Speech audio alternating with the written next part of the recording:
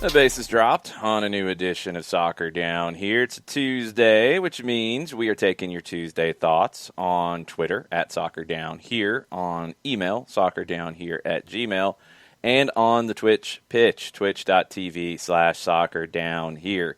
You guys have questions, you guys have thoughts, you have comments, you want to provoke some thought, go for it, and let us know what you're thinking this morning.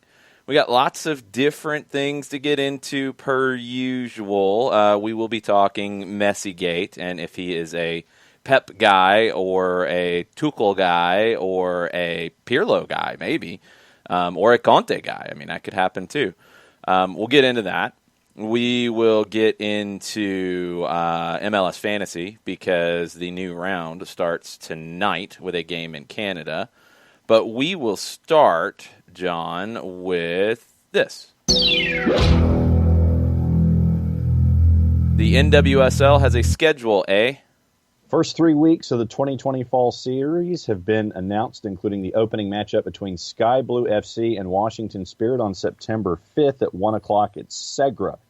The opening match will also be the NWSL Game of the Week, airing on CBS Television Network. From the NWSL, their own selves, a televised NWSL Game of the Week on CBS Television Network every Saturday in September and on CBS Sports Network 3 Saturdays in October. CBS will access exclusively streaming 4 games as well as the CBS broadcast coverage in September. Twitch will exclusively stream 7 games globally, including in the U.S., and every game internationally. The fall series, they go into it, and they have the regional pods, which, as previous reports had given us, the West is OL Reign, Portland Thorns, and Utah. Northeast is Chicago, Sky Blue, and Washington. The South is North Carolina, Orlando, and Houston. Here's your first 3 weeks. The CBS Game of the Week. Once again, we mentioned the game at Segra Field. It's Washington and Sky Blue. Friday, September 11th, it is North Carolina Courage hosting the Houston Dash. And on Saturday, September 12th, at Segra, it is Washington and Chicago. Also on the board, Saturday the 12th at Providence Park at 3:30 on CBS. The game is Portland hosting OL Reign. The following Saturday the 19th at Salins, it is the Courage hosting the Orlando Pride on CBS. On the 20th, a game at 1 o'clock, it is Chicago hosting Sky Blue and Portland hosting Utah for the back end of that doubleheader. So that's your first 3 weeks of the fall series. All right, slow down. Let's go game by game that's on CBS because, look, these games aren't playing to a playoff, so we're not really worried about, okay, who's going to go to the postseason out of these games. We're worried about what's going to be the best showcase for the league. So game 1 on CBS is what? Washington hosting Sky Blue. Sky Blue, will they have Carly Lloyd? That's the question. I've yet to see anything about that. Minor injury kept her out of the NWSL Challenge Cup. Same with Mallory Pugh. If you've got Carly Lloyd in this match, that's a big selling point for the CBS network. Washington Spirit. Now, they have some stars that I think you need to get to know. But in terms of, I'm thinking of the commercial, I'm thinking of how CBS will promote this game. Carly Lloyd would be the biggest player here, correct? Yeah. And we don't know if she's here. We haven't heard she's not, so that's a good sign. I would love to see, if you can pull this off, one of these deals where you get the established veteran Carly Lloyd against the up-and-coming superstar Ashley Sanchez, for example, because Ashley Sanchez is a great player for the Washington Spirit, a really fun player to watch, a young up-and-coming talent. Let's hype that up, but you need something to play off of that, so that could work.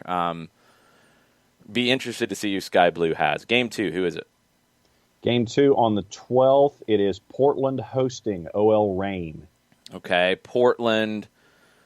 We have not heard an update on Tobin Heath, Kristen Press going to Manchester United. They did not play in the Challenge Cup. I can't say I'm expecting them to play here, even if they don't go to Manchester United. Portland does have some other players you want to watch. OL Reign, that's the second game on CBS. Is that correct? Yes, that is the second game. OL Reign will not have Megan Rapinoe. That part is known. Who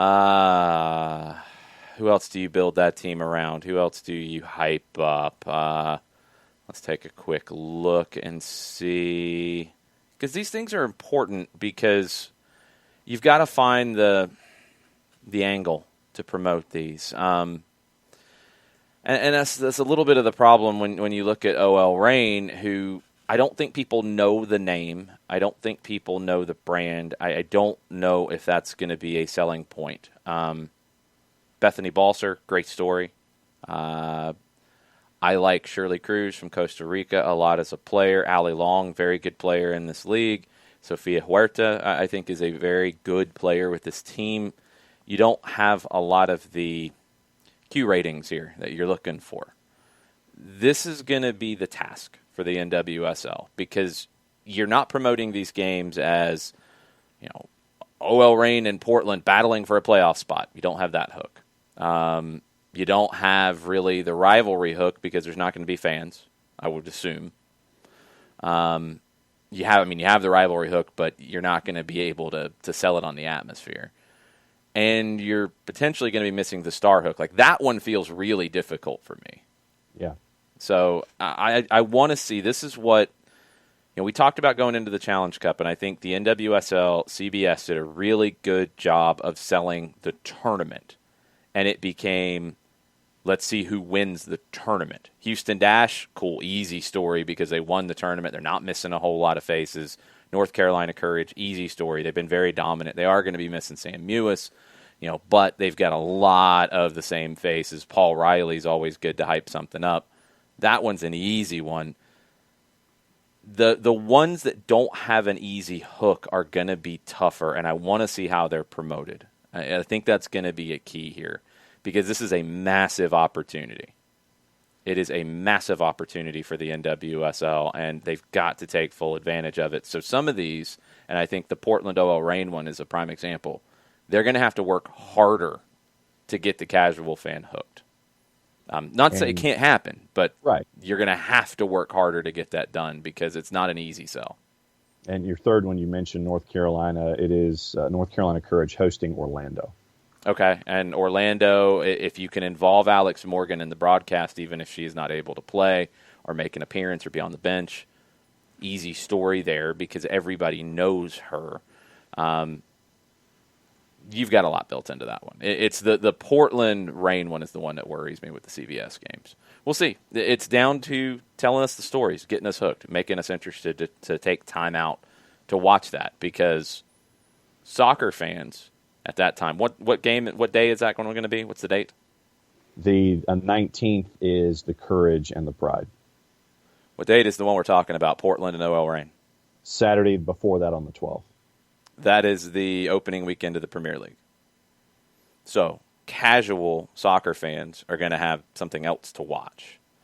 It's going to be tough. Alex Morgan's talked about coming back to training. So I think we're a little past that with the training protocols with Orlando that she is talking about it. Don't know if it's going to happen. Don't know if she's going to be able to make an appearance.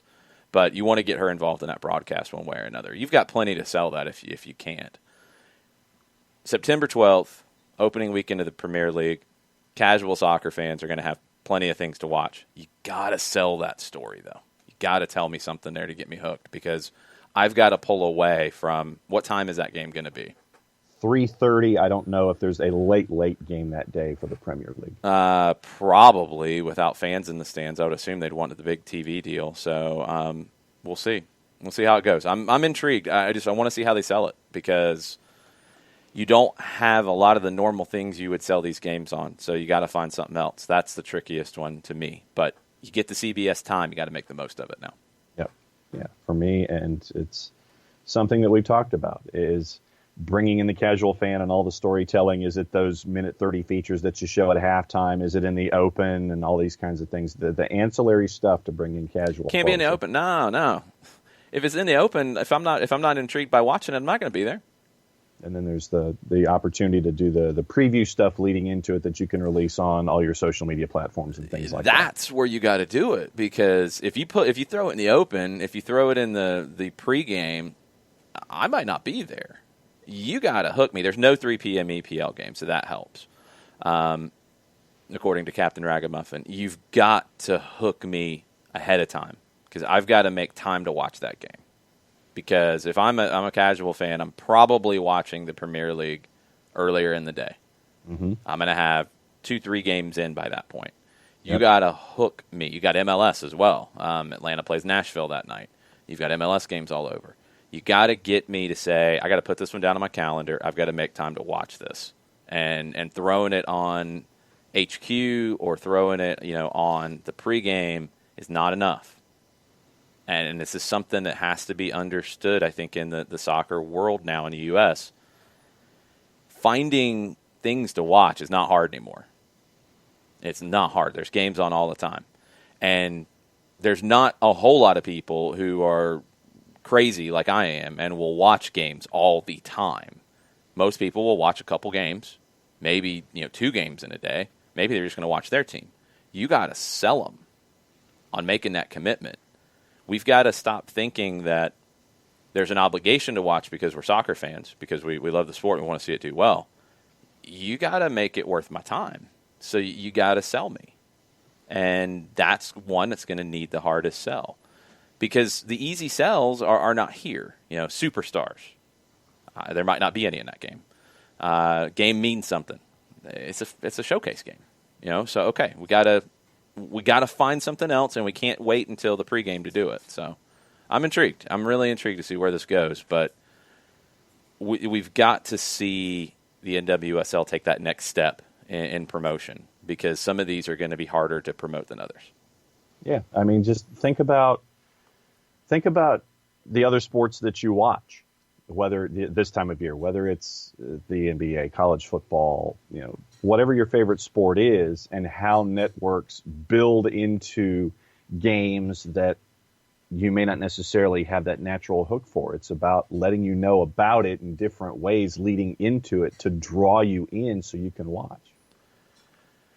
Yeah. And this is what the NWSL is tasked with now. It's like, all right, so you've got these big time slots. You're going up against all this other stuff.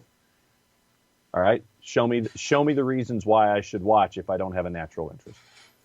Yeah, you've got to get to that point. I am hopeful that the league can get there because they need to take advantage of these situations.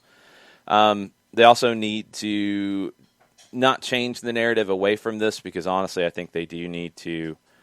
They're going to have to address this a little bit further, because we keep getting more stories out of Utah about Real Salt Lake, about the Utah Royals, about new different things. RSLSoapbox.com, part of the SB Nation network, they have been all over this in a really strong way with incredible reporting. RSL Soapbox has done an amazing job with this, and there's just more and more and more coming out. And now you're getting Chief Business Officer Andy Carroll, multiple people coming out and saying that there are just so many different things about sexist behavior, about misogynistic behavior, coming out of him, coming out of the organization. I mean, the headline is rotten from the top down, talking about the whole organization.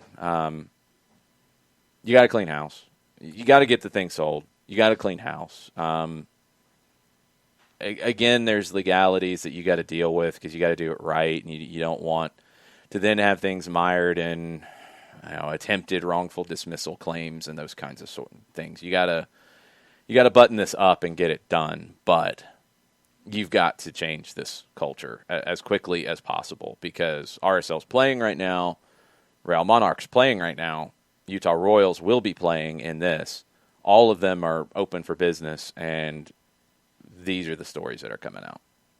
Yeah, Lucas Muller did some tremendous work with his most recent piece, and honestly, the first word that came to my head after I read the article was disgusting. And that's being somewhat conservative in my description of the article. But yeah, it's it is just absolutely disgusting behavior that is being reported by Lucas here, and it's tremendous work by Soapbox. And so I would recommend, if anyone hasn't read it, to go ahead and go to rslsoapbox.com, read Lucas's piece. It's tremendous, and it's just there are points in there that literally made my skin crawl about how disgusting it was. I mean, they're really checking all the boxes of being awful folks. We've had the racist comments attributed to Deloy Hansen. We've had the insensitive comments made by Deloy Hansen on the radio. And now we're getting the sexist comments. I mean, it's a trifecta of awfulness is what we're seeing out of Utah. And it's just they've just got a clean house. I mean, there's just no other way. Like you can't go forward with the people who are in powerful positions there. You've got to start over, and that's not easy to do midseason, but that's where you're at. So RSL Soapbox will have more and more and more on this, I'm sure, because it doesn't sound like there's any lack of awful things to talk about. And it's a shame for the players. It's a shame for the staff members who work hard. I mean, one person told RSL Soapbox that they pulled more all-nighters working for RSL than they ever did in college, and they didn't get paid for extra hours. It's just, I have nowhere to start. If you're going to have a professional women's soccer team, you cannot have this kind of culture in your organization. If you're going to have a professional business that is facing the public and anything involving the public, you cannot have an organization like this. This is awful. So you got to get this. You got to get this dealt with. I don't know where else you want to go with this. I think the trifecta of awfulness. I mean, it's just literally you go in here and you have a tremendous on the field moment with Nicole Barnhart, and she ties the record for the most shutouts in an NWSL season. And this is what Lucas reports. Members of the media department were discouraged from promoting the accomplishment more widely, allegedly because Chief Business Officer Andy Carroll did not think she was attractive enough.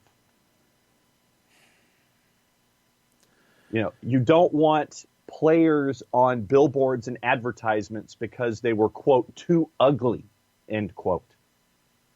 I mean, I'm shaking mad all over again reading all of this kind of stuff because it just I want to punch my monitor right now. I really do. Well, John, hold on. There's multiple layers of this, and we need to be clear about it because Jason Nix has a good point in the Twitch pitch. It seems like U.S. Soccer tries to sell the, air quotes, sexy players more than others at times as well. Sad for these incredible female athletes.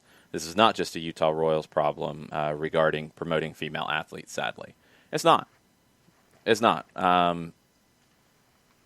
That happens with anything. It happens with TV. It happens with anything. Mm-hmm. It happens with movie posters. Like, that's promotions. That's how these things go, and it's wrong.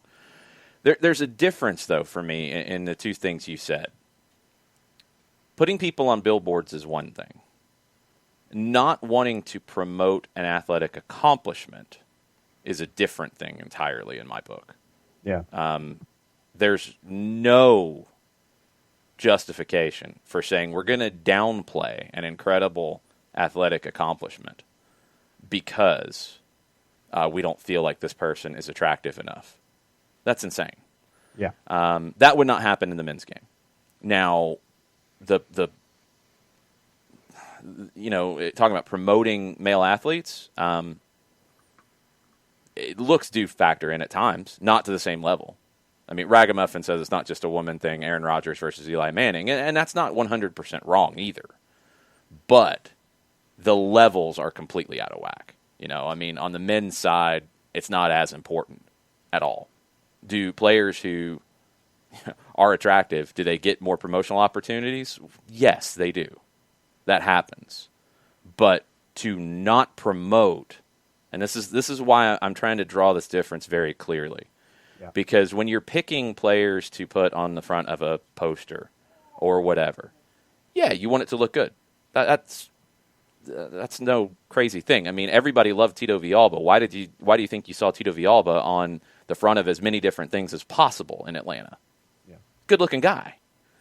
But you didn't say, well, we're not going to say anything because, if somebody in the organization said, well, we don't think Joseph Martinez is very good-looking, so we're not going to promote his goal-scoring records because of that. Yeah. No, that's insanity. That would not happen on the men's side. There is a difference between the two, and that needs to be spelled out. It's completely wrong. It's just completely and utterly wrong, and it's insulting. So, I don't know. It's a different world when you're talking about women's professional sports. It is, and it's hard to say that. Because this happens in the men's game, this is okay in the women's game, or vice versa. It's different. In my mind, the billboard thing didn't anger me nearly as much as not wanting to promote Nicole Barnhart's accomplishment. Yeah. Because that would never happen in a men's game. Are they going to pick which players that are the biggest stars and they think are photogenic for promoting a men's team? Yeah, that's going to come into play. Maybe not to this degree that they did here. Maybe the scales are way out of whack here, absolutely. But to not promote an athletic accomplishment, get out of town. Get out. You can't operate a professional women's sports team with that. And then later on in the article, it mentions where Carroll is yelling and belittling sales staff, saying that if they don't get their numbers up, then they'll be on the unemployment line next month. That happens in places. Yeah, it happens. And I don't like it. I wouldn't work for somebody like that, but that does happen in places. And then, he mentions, Mueller mentions interviews with employees, and this happens once again in other businesses where furloughed employees don't feel like they're valued at the club, where you put in all the long hours that you were talking about earlier, and then apparently the reactions from Deloy Hansen and Andy Carroll were basically next to nothing. These folks bust their butts to make sure that whatever part of the franchise they're working on is getting the exposure and all of the, everything that it needs to be shown in the Utah soccer community and the furloughed employees. Like it's, if I could literally kill myself working for this team, it would not matter to Deloy Hansen. And Deloy would wipe my blood off his hands and say, okay, on to the next person. It's sad that people in that club feel that way. You see that in business all the time. But that's look, I don't know. That's definitely being played up. But the fact that you are not treating these people as a family, right. Where teams that are successful with their front offices that do demand a lot from their employees, but they treat people right. I mean, I've seen that here in Atlanta. Like it's a very demanding job to do the things that all of these different employees do, whether it's sales, whether it's digital, it's very demanding. It's a lot of long hours. It's committing to not, punching in a time clock and leaving at a certain time. It's you're doing the job. And it's a lot. But when you treat people right, they're going to work even harder and they're going to stay. When you don't, you're going to have this happen. The bigger thing is the comments about, look, Andy Carroll, Deloy Hansen, the people in charge at Real Salt Lake, knew this kind of stuff was going on, and I'm not talking about being hard on employees. That's a different conversation. I'm talking about the things that are just 100% incorrect to do and wrong and horrible treatment of people and all the racism, misogynism, all those different things. That doesn't happen by accident somewhere. It doesn't happen without the people at the top either pushing it themselves and it becomes part of the culture, or turning a blind eye to it. We've seen the same thing with the Washington NFL team with the comments that have come out from the Washington Post, and there are multiple stories on this. It comes from the top. So you've got to change that culture all the way around. It's a lot of stuff. Yeah. Okay. Uncle No Pockets, who I do not remember seeing you, Unc. Welcome to the Twitch pitch. What is the latest on the NWSL to Atlanta movement? Haven't heard anything specifically. To go back and kind of recycle what this conversation that we've had before, on our first Atlanta United pregame show of the season from Mercedes-Benz, so this would have been March 7th before the Cincinnati game. Arthur Blank was in the booth with us and guested with us on the pregame, and without Mike Conti or I asking him about NWSL, he mentioned that it was something that they were looking at. Didn't give a timeline, didn't say anything other than this is something they're looking at growing the club. We've all heard those things, I think, secondhand. This was the first time that Arthur said it to me. It was the first time that I heard it directly from someone. Then a week later, the pandemic stops the league. So I don't know what the timeline was. I would imagine it's been shifted. Welcome from Portland, Unc. I'm assuming it's probably been shifted, but I don't know to what. It's something they've definitely looked at. So I think it's going to happen. I just don't know when because of the business effects of what we're seeing. There's really no way to know. I think the other thing that there's some logistical things they have to sort out too.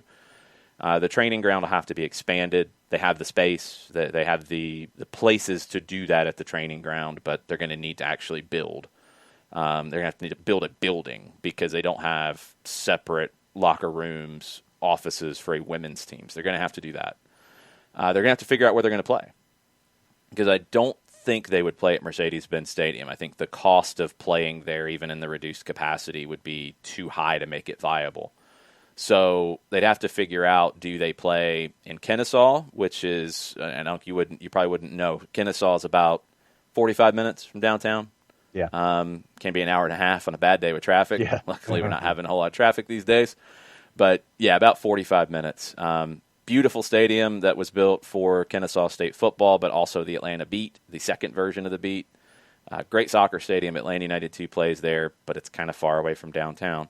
Or do you play downtown? And there's a couple of different options there. The Georgia State Stadium is a possibility. You'd have to do some work with the turf, probably replace it, and do a plain turf. You'd probably have to do some build-outs of locker room spaces underneath. All those things are possible, money and time.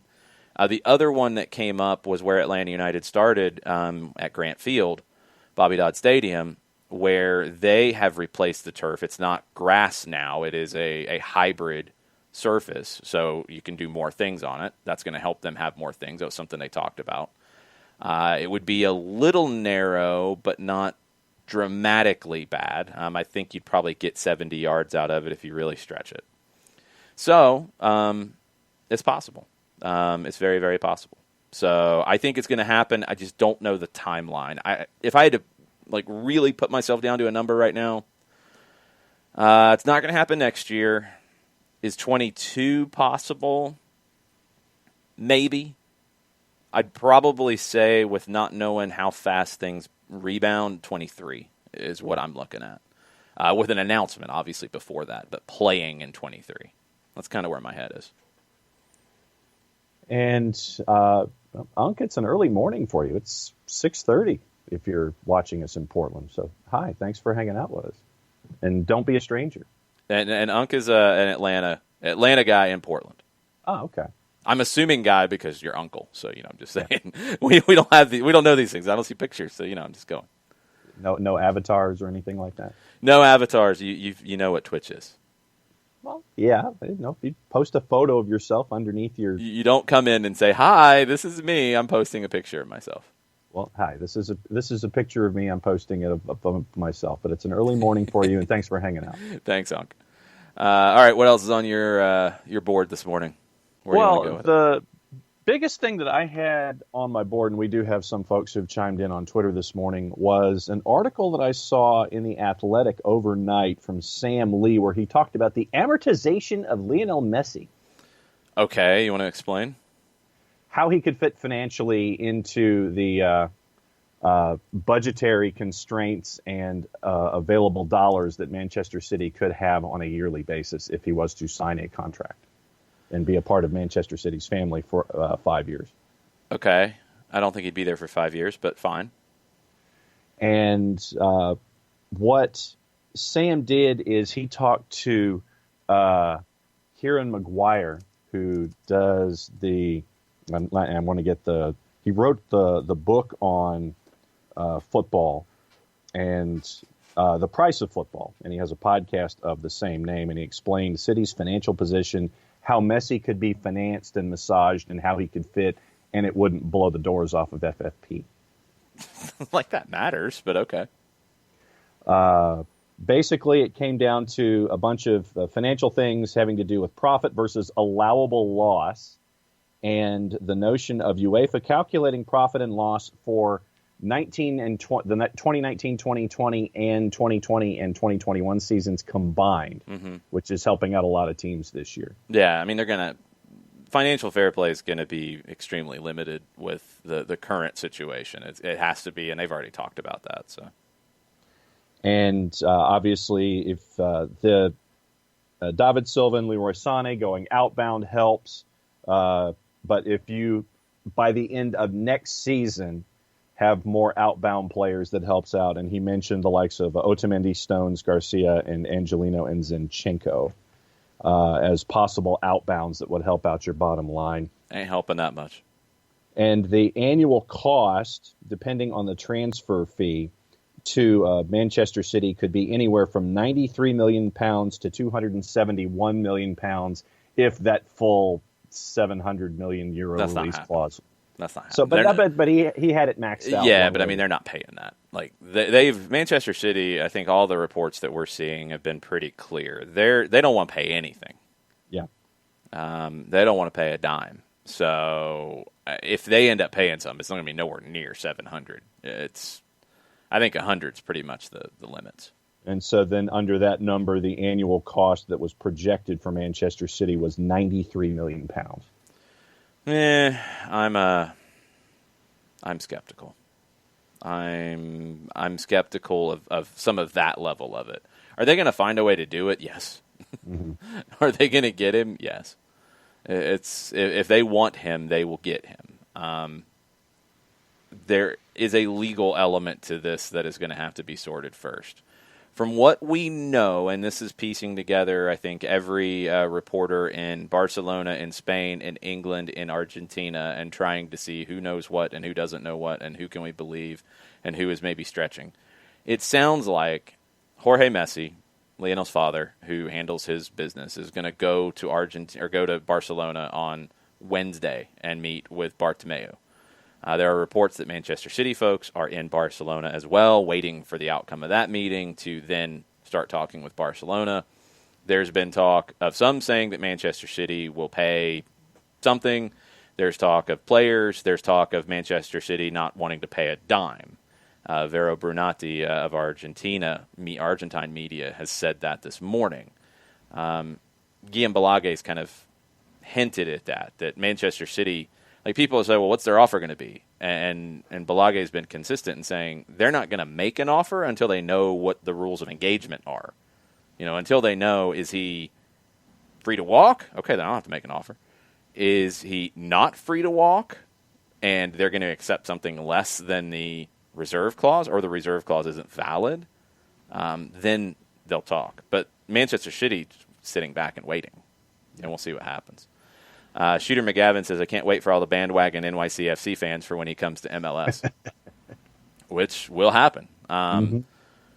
If NYC can time this to where they open their stadium and Lionel Messi is part of that team in 3 years, that would be pretty amazing. It'd be a good thing for the league. He's one of the few guys that, if you're going to get him at 36 and you're going to expect him to be a megawatt superstar in this league, okay. I'll take that with him. I'll take that with Cristiano Ronaldo. Outside of that, right now, we'll see where Neymar's at in a few years. Maybe he's in that conversation. But there's very few that at that age I would bring in to expect to be that big of a star. Right. We'll see. We'll see where this goes down. But Messi stuff is still going. Yes, Ragamuffin. They've been working on a stadium for a little while now. They have been quiet about it because they've had previous efforts that they were public about and loud about fall through. This is one that is fairly adjacent to Yankee Stadium. If I've got my vision of it correct, it's like down the first base line and then further down like the road a little bit, not far. Yeah. You could see it from Yankee Stadium. There's some parcels of land that they've got options on. I think they own some of it. They have to get some zoning changes happen. They've met with neighborhood board meetings and things. So progress has been happening, and it was going pretty well up until the pandemic hit, and we don't know where it stands now. There was a report maybe a month or two ago that they said everything's still in place. It's just on hold at the moment. So Ragamuffin, I mean, I don't know what to tell you about being skeptical on it. It's not easy. Like, as hard as it was in Atlanta to get Mercedes-Benz Stadium done, which with Arthur Blank and with the city being very cooperative, still had difficulties. New York, getting something like this built is not easy. They should have been further along before the team was welcomed into the league. I don't think that would be the case now. 2013, when they were welcomed in, MLS was in a different place. So they're working hard on it. If this doesn't get done, I've said this, and I'll continue to say it. If this stadium doesn't happen, if the one near Yankee Stadium doesn't happen, and they don't have a plan B to immediately move to, then you have to have a conversation about what their long-term future is, because I don't think they can stay in New York at that point. Yep. They have to be in a stadium in the next, I mean, it's hard to put a timeline on it because I don't know what the timeline of actually the build-out is. If they're going to move into a stadium in 24 and they have to play in Yankee Stadium until then, I'll deal. That's fine. If they're going to move into a stadium in 23, fine. If they don't have we've got everything done, it's just building it now, everything is good to go, this is not going to fall through. If they don't have that, and this does fall through, you gotta move on, and you got to figure something else out. I don't know. It's hard. I don't know what the timeline is once they get all the approvals they need, but they were in the midst of the approval process. So I'm going to give them some time on this. Because I think it's good to have a team in New York proper in the league. And if they open a stadium, I think they'll be just fine as a franchise. Even with being at Yankee Stadium, attendance has been good there. Now it's dropped off some because it's not a great soccer experience. If they're in their own stadium that is a good soccer experience, I think they're fine. I don't think there's any problems with New York City being in the league. I think it's a good thing. But you got to get the stadium built. You just have to get the stadium built.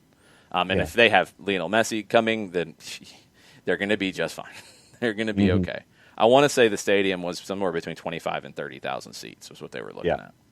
Yeah, and for those who are trying to picture it in their mind, you have new Yankee Stadium, and then you have the property next door down the first baseline where old Yankee Stadium was, where it's now called Heritage Field, and then you go down one more lot, and that's the proposed area for the NYCFC soccer stadium. So it's basically in that same neighborhood. It's just on the flip side of where the old Yankee Stadium was, 2 doors down from where new Yankee Stadium is. Yeah, it's hopefully it gets done. We will see. Questions from Twitter. I've seen a couple come through. What do we got? As I flip to it, Chris Ashley says, following up on the discussion from Soccer Over There last night, forget NWODX et al. If Messi, arguably the most lovable guy in soccer, goes full heel turn, it's definitely going to look like this. And he superimposed the heads of Messi and Pep on the still of Roman Reigns and Paul Heyman from Monday night. Messi's more beloved than Roman Reigns, that's for sure. True. I don't know if Pep can go full Paul Heyman. I don't think he'd want to. Pep would be a different kind of heel manager. I'm trying to think of who I'd compare him to. Not as boisterous. I'll have to think on that one. It'll be fascinating to see, but I do think it happens one way or another. There's just nothing to gain from Barcelona taking this to the courts and fighting it out. He's not staying. He would have went back to training by now if he had any interest in staying. All his buddies are being sent off. Suarez is now being linked to Juventus. Ajax reportedly is going to make an offer. Don't know about Miami. Maybe they're going after Gonzalo Higuain instead. So, I don't think Messi wants to be there. And if he doesn't want to be there, Barca's not going to gain anything by forcing him to be there. They'll find a way to make it work. And according to Gazzetta and Italian Football TV, Inter have found an agreement with Arturo Vidal, 2 years, €6 million net a season. The only thing they're missing now is waiting for Barca to officially release him so that he can join Conte. Yeah, Rakitic is Sevilla as well. So, you're seeing people getting shipped out. I think Koeman has 19 players at the moment.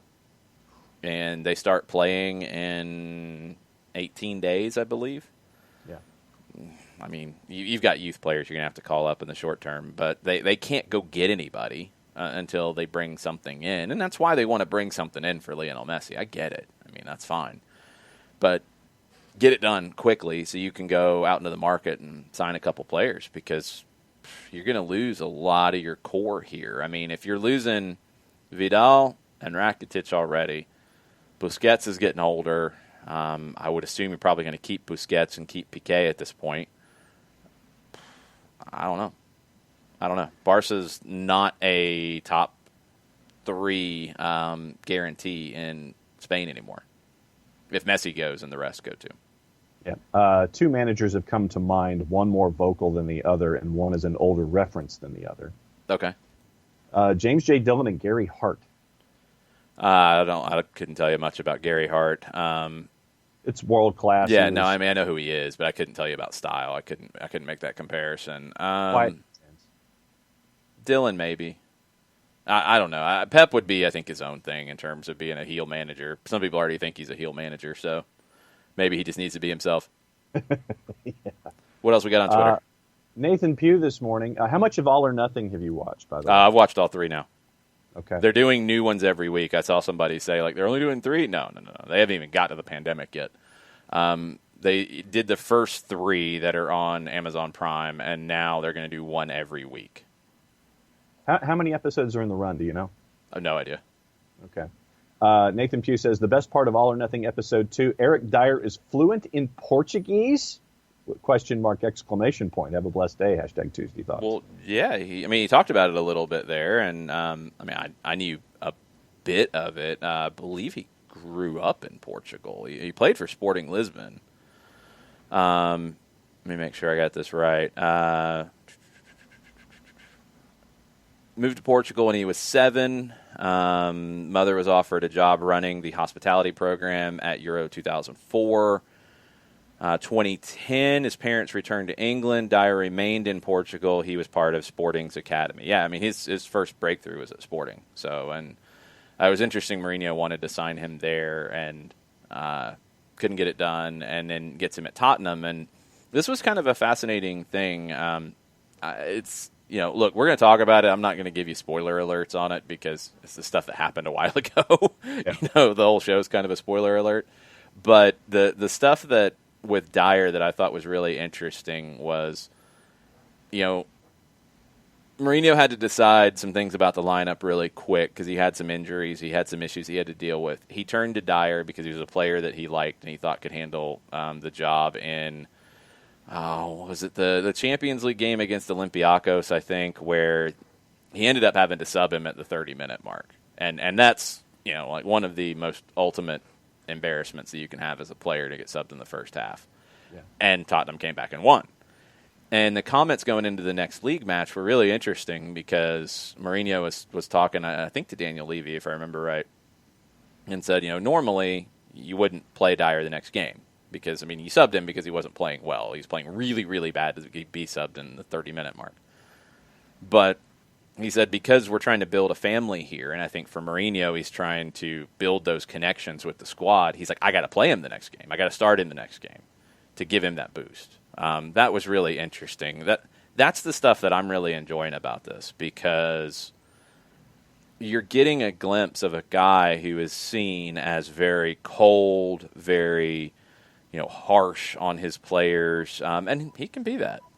But you're getting some glimpses of, there was an idea that he would be different at Tottenham. And, we didn't have an all or nothing to compare it at Chelsea or at Manchester United or at Real Madrid, but stories we've heard there and what we're seeing here, it does feel a little different. Maybe not quite a kinder, gentler Jose Mourinho, but a more understanding Jose Mourinho.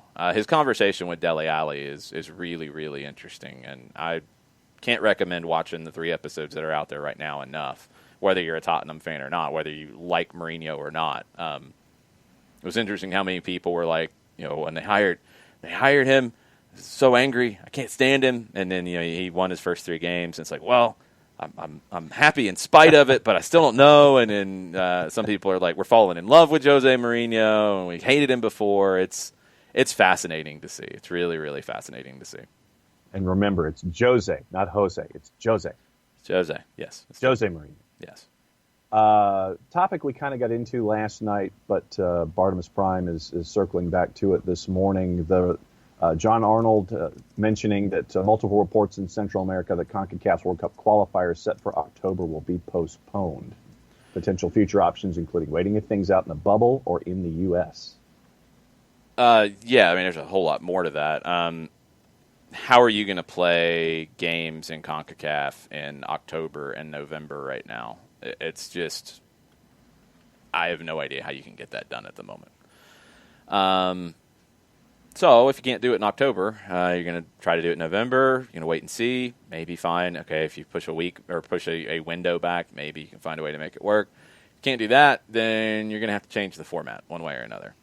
Now, the other solution is to have all 30 teams.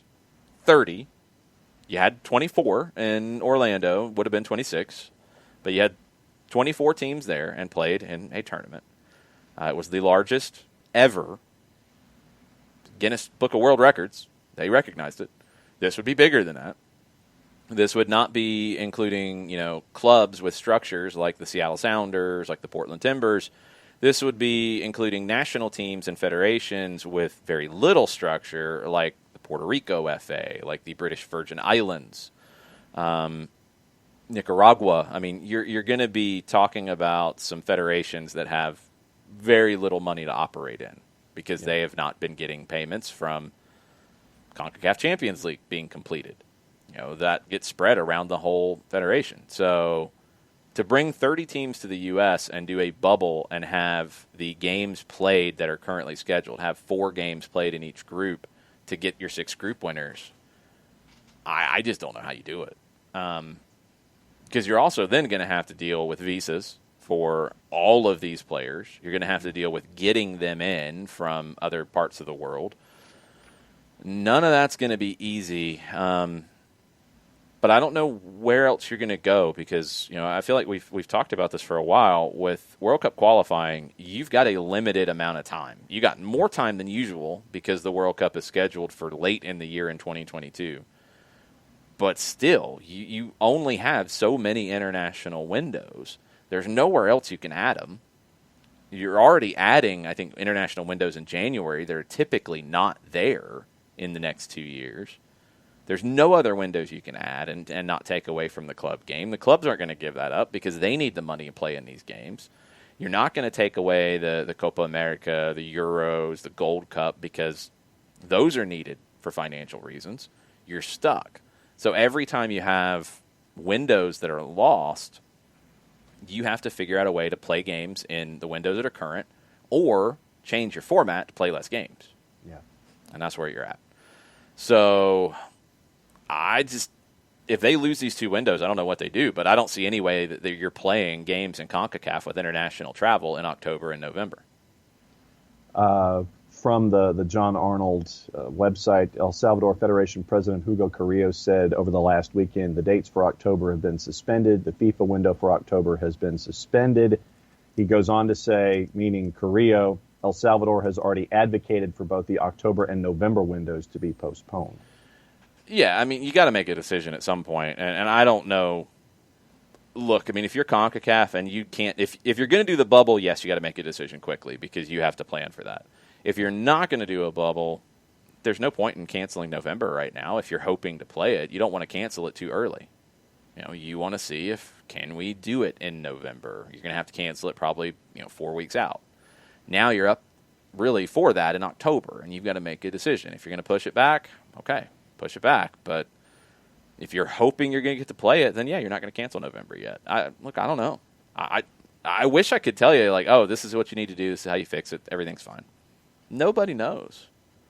Nobody knows. I mean, we're seeing, an outbreak with Boca Juniors right now with 19 people infected, 14 players, 4 goalkeepers. You're seeing players not be able to play in Nations League games this week due to positive tests. You're seeing, Major League Soccer did not allow players to go and it's a very specific situation, and it needs to be understood because generally for a competitive match, a World Cup qualifier, a Nations League qualifier, because those are counted as competitive matches, if they're called up, you got to let them go. Now, FIFA adopted special release rules for these windows, relaxing the requirement that they have to be released. Clubs don't have to release players if there is a mandatory period of quarantine or self-isolation of at least 5 days where the club or national team is located. Frankowski of Chicago, Buxa of New England were supposed to join Poland for their training camp in Warsaw and matches against the Netherlands and Bosnia and Herzegovina. But their MLS clubs blocked the release because of MLS's 10-day quarantine rule for players returning from out of the country. That's news because maybe we missed it. I don't know. I don't remember an announcement about a 10-day quarantine rule for Major League Soccer players who are returning from out of the country. No, that's the first I've heard of it. So, if you have that, maybe that was part of the holdup with Eric Lopez joining the first team to train, coming in from out of the country 10 days. I don't know. That's going to be an issue for lots of these things. I had not heard that. So if that's the case, maybe it's just players who are currently under contract returning. I don't know. That's not a United States law. I don't think any parts of the country have a mandatory quarantine right now. There are some that have recommended things, but I don't think anybody has a mandatory if you come into New York State. I don't think. Because then they couldn't be traveling and playing and then going and coming back. So, right. Or they have an exemption, and signing players would be part of that. If MLS, and this was in Soccer America this morning, MLS blocked the release because I guess there was not a mandatory period of quarantine or self-isolation of at least 5 days on the Poland side. So it wasn't, according to Soccer America, that they had to go earlier than normal because of that. It's because, and I'm reading from Soccer America, but their MLS clubs blocked their release because of MLS's 10-day quarantine rule for players returning from out of the country. So that's going to be very, very interesting to see how that gets navigated with international call-ups. Including the United States here coming up in friendlies in October that they're trying to do. I think those are going to be in the U.S. was the plan, though. November, they were going to be in Europe. I think that's all going to be a whole European roster. So, I don't know. Yeah, no. I'm looking up New York information right now, trying to see what the latest is. Abby said there are some that do, but they have exemptions. So the MLS teams would have exemptions here. But this is an MLS rule. This is not based on local applications. So this is a Major League Soccer rule about players returning from the country. So that's going to make it really difficult for MLS players to represent their country while FIFA's relaxing it. And I would assume that MLS won't have the rule in place when FIFA takes that relaxation of the rule out about denying call-ups. Yeah. But you're going to have, right now, CONMEBOL has World Cup qualifiers scheduled for October. You've got quite a few players that would be going in the league. Are they going to be able to block those call-ups? And is that something you want to do? Because you're going to then be setting some precedents and creating some drama that you might want to avoid. So, look, I don't know. That's a new one to me. I had not heard Major League Soccer make that announcement publicly. So I haven't. That was reported by Soccer America this morning in an article about the UEFA Nations League. A couple things from Rich Ransom this morning. Okay. As someone looking from the outside, who was the biggest loss for Atlanta United, Nagbe or Joseph? Joseph. No question. And that's not a knock on Darlington Nagbe at all. But if you have Joseph, because we saw Joseph at the beginning of the season, this is a completely and utterly different team. Goal scorers fix a lot of things. Period. If you cannot be producing a ton of chances. You can be so defensively. You can be a lot of things. If you have a top goal scorer in the league in your squad, that can fix a lot of things. We've been talking about Lionel Messi for a while here. How many times has he papered over the cracks of Barcelona in the last 4 or 5 years? A lot. If you took him out of that for an extended period of time, even with all the other talent they have. So it's always going to be the goal scorer in that conversation. Always. Joseph is by far the biggest miss for Atlanta United right now. And I think anybody who tries to tell you it's not a big deal is just – there's just no other way around it. It is. It's something – there's nothing you can do about because it's an injury and it was unexpected. But, yeah, it's the biggest deal for Atlanta United this season. No question. I don't think they have the performance in Orlando if you have Joseph there, because I think he's going to score some goals, but I also think he is a big personality with that team as well that is very important to everything working on the field. So it's twofold. He's not just a guy who scores goals and is quiet. He's important in the locker room. He's huge in that team. Without him, everything changed, and we saw it in Orlando. Something that players referenced yesterday when they spoke to the media. You know, there was a loss of confidence, and it showed after that first goal that Orlando scored. If Joseph is on the field, you don't have that problem. You don't. 2 reasons. I mean, you're going to know that you've got somebody who can answer back quickly, and also, he's not going to let you have that problem. He's going to be very vocal, and he's going to be very demonstrative, and he has that presence. So it's easily Joseph. Just like for LAFC, Carlos Vela being out, that's the biggest problem. Even with, I think, a horrible decision of trading Walker Zimmerman and not replacing him yet. Yeah. You could win shootouts with Carlos Vela in there. But everything changes when you lose that top gun because your confidence levels change. Everything changes.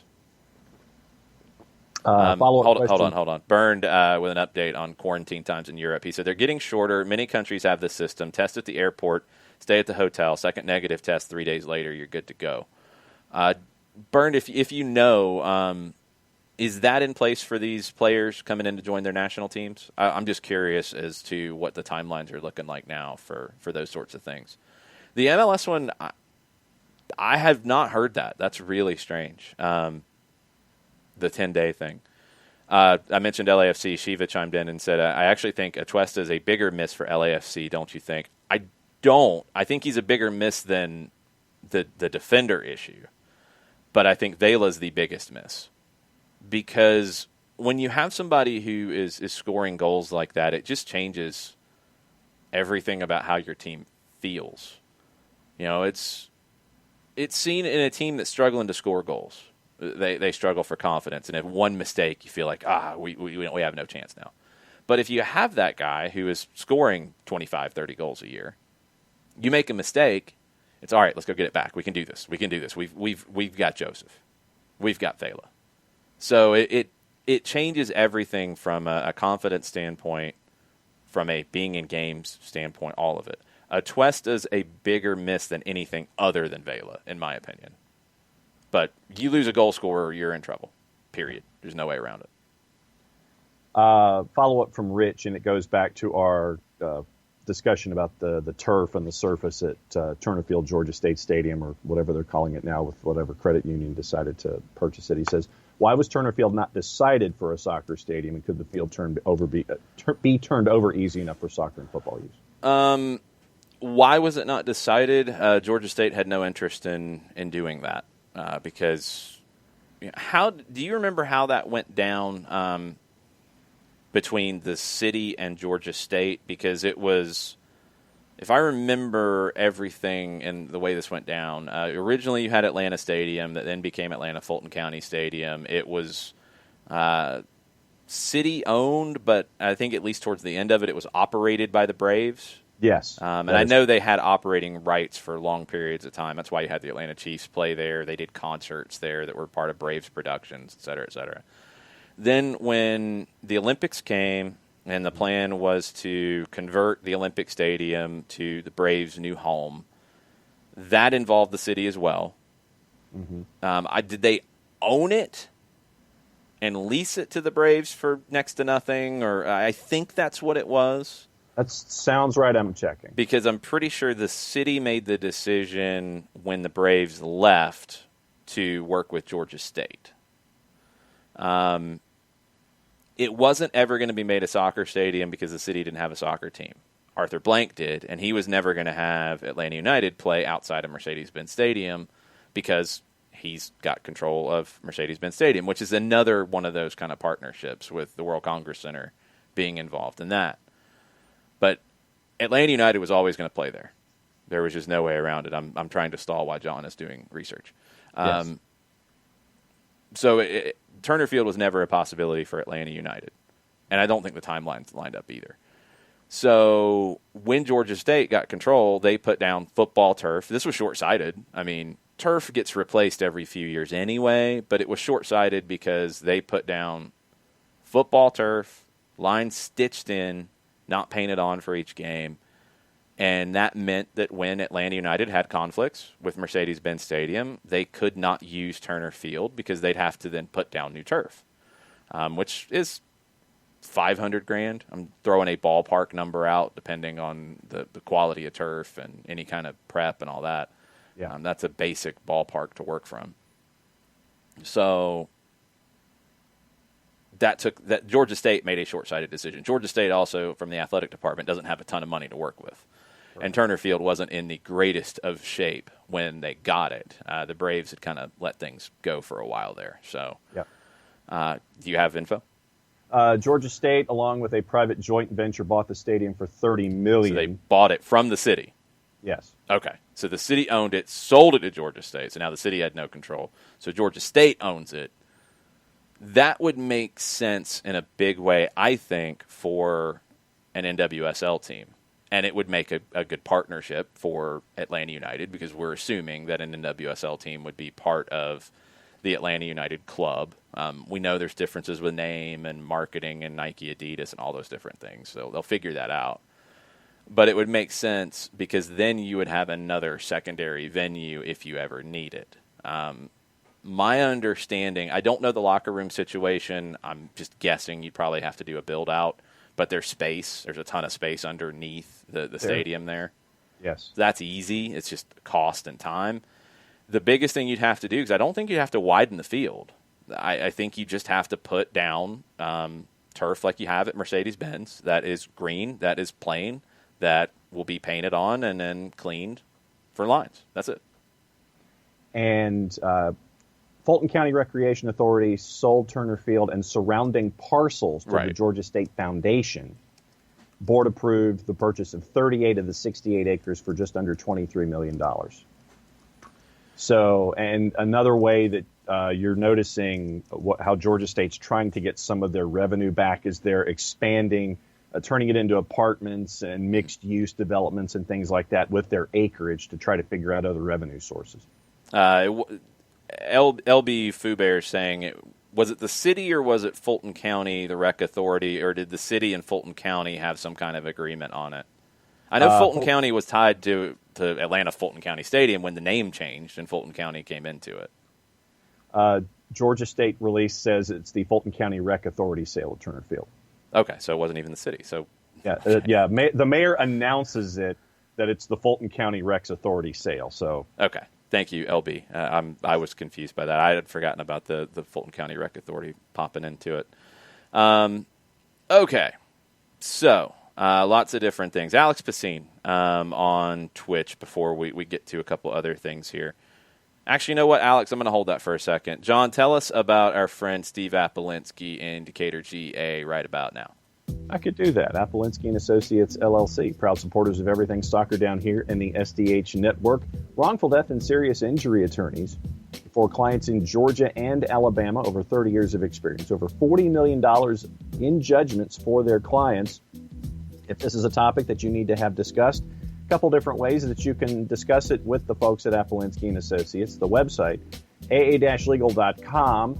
The second you hit enter or whatever arrow button advances your screen on whatever device you choose to use, pop-up window pops up, because that's why they call them pop-up windows. They pop up. You can have an instant discussion 24/7, 365 and a quarter with a representative at Apolinski and Associates. You can do that any time of day, any day of the year. You can also shoot Steve an email individually, STEVE, at aa-legal.com, or you can get a free consultation at 404-377-9191. Recognized as Legal Elite by Georgia Trend Magazine, top 100 firms in the state of Georgia. The website is aa-legal.com. Before we go any further, quick shout out today, since we are starting hour number 2. Ali Cupertino's daughter Ava is having surgery. So officially shouting out, hoping everything goes well. Just know that everybody in the SDH universe is sending all of their collective love and support as Ava is having surgery. So a shout out to the Cupertinos, and hope that Ava, who is listening with Ali Cupertino today, gets through it with flying colors. Absolutely. Okay, question from Alex Pacine. What's up, Pacine? Or more of a comment. It's Tuesday Thoughts, I'm a little worried about waiting until next season to secure a new manager. I understand all the extenuating circumstances, but it would be so useful to give a new manager a run of games / involvement with the existing team to better form the personnel strategy for next season. A couple things on that. I mean, you know how hard this is, and Shiva chimed in on that as well. Like, I don't know if they could do anything different. I don't think they're not wanting to hire somebody until after the season is over. I just don't know if they can actually get a deal done before the season's over. That's the number one element to me. 2, I don't think it's so much you want the manager here to get to know the team to form the personnel strategy for next season. You'd like to know what the manager wants in the squad for the way he wants to play next season. But I think what we're seeing with this club and with clubs, and Atlanta's not the only one, who are trying to have a certain style of play, is you are hiring managers to fit that style of play. So your personnel strategy would be the same for any manager that you would hire that would fit that style of play. That's where you get into some of these challenges, and different clubs do it different ways. I mean, you look at Real Madrid, for example. Real Madrid has been incredible with their Champions League wins, and they won La Liga this year. Can you describe the Real Madrid style of play in their history? No, there really isn't one. They're going to go get the best players, period, and they're going to win games. Chelsea has been that, I think, since Abramovich came in. Mourinho did things his way. Other people did things different ways. Like, they are going to go and sign great players and play. Whereas Barcelona has a style that if you bring in a manager who's just a little off center of that, like Tata Martino was just like slightly off center of that. No, it doesn't work. Valverde, no, doesn't work. Can't have that. So they're going to sign players that always fit Barcelona. The manager's input is secondary because the manager's not dictating the style. The manager fits the style. Now, even within that, yeah, you have input and you have recommendations because managers have guys that they like, and that would be the element that you'd like to have as early as possible. I think you can still get there because if you work now, because it's going to take longer, if you can work now towards who you want to hire, you get them in place, you're going to be able to get their input before the January window. So, and that's what I think you're looking for here, is getting whatever input you can before that January window opens. But I think it's We don't know the contract situation for a lot of guys in this team right now. We know that Barco's a potential sale. We know that Pitti could be a sale, maybe a little bit longer shot. We know Joseph is back next year. So those things, we don't know the contract situation. Miles Robinson was renewed, so I don't think he's going to be out of contract anytime soon. Lennon has a longer deal. He's good for a while. We don't know like an Eric Remetti. We assume that Jeff Larenowitz could be retiring at the end of the year. Heineman signed a new deal, so he's not up at the end of this. We know that a number 6 is, I think, an important element here. And if they were going after Jonathan Gonzalez, I think the team is in that mindset as well. So I don't think hiring a new manager right now affects that personnel strategy for next season in as strong of a way as you might be thinking. I think it's more of hiring a manager that fits who you want this club to be, and your personnel strategy has been defined by who you want the club to be, period. So it's all fitting into that puzzle as opposed to a manager coming in and bringing a new puzzle with him. Yeah, and so I was going to ask about Bello. What's the contract status with Bello?